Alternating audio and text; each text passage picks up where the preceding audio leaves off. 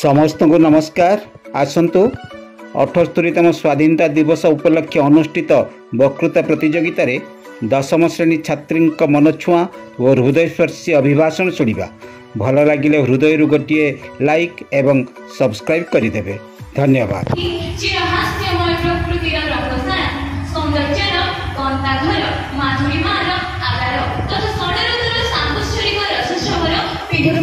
नमस्कार, दशम श्रेणी छात्री सरकारी बालिका उच्च विद्यालय मुनिगुड़ारू आसी अछि।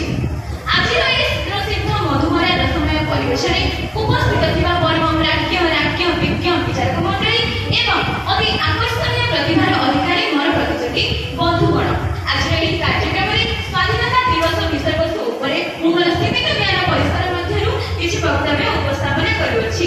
भूल थे त्रुटि मार्जन करेंगे। स्वाधीनता दिवस आम एही दिनटी एही पालन करिथाउ कारण एही दिन भारतर कोण अनुकोणे प्रति स्थान रे तिरंगा पताका उड़ुथाए।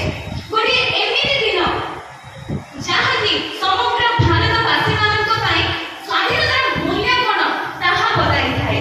गोटे एमिति दिन जहाँकि अन्याय अत्याचार प्रति सेतेबेले पर्यंत लड़िबा सिखाई थाए जेतेबेले पर्यंत आम जीति न जाइछु।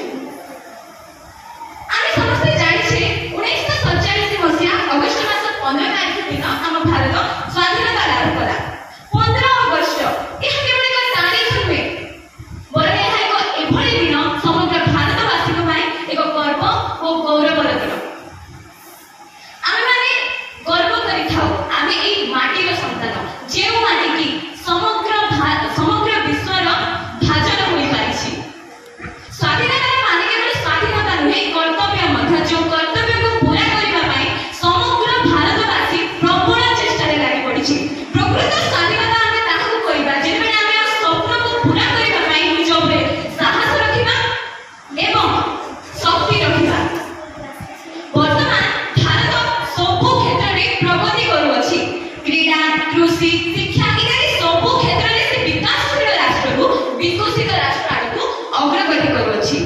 प्रकृत स्वाधीनता ताकू कह जाय थाए जेबे आम निज रास्ता निजे चयन करिथाउ एवं कहिथाउ स्वाधीन स्वाधीन आमे स्वाधीन किए अछि आम शरीर।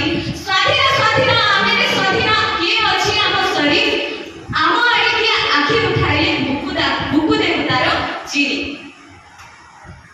वर्तमान आम भारत एक स्वाधीन राष्ट्र भावे परिगणित होछि। अनेक स्वाधीनता संग्रामी मानकर बलिदान जोगु से माने निजर साहस एवं निस्वार्थ द्वारा आम भारत को स्वाधीनता आनी देइछंती। आम मानकर सेही भली कर्तव्य से स्वाधीनता संग्रामी मानक भली कर्तव्य रही अछि जेमे कि आम एक उज्जवल भविष्य गठन करिबा। परिशेष रे लेहिर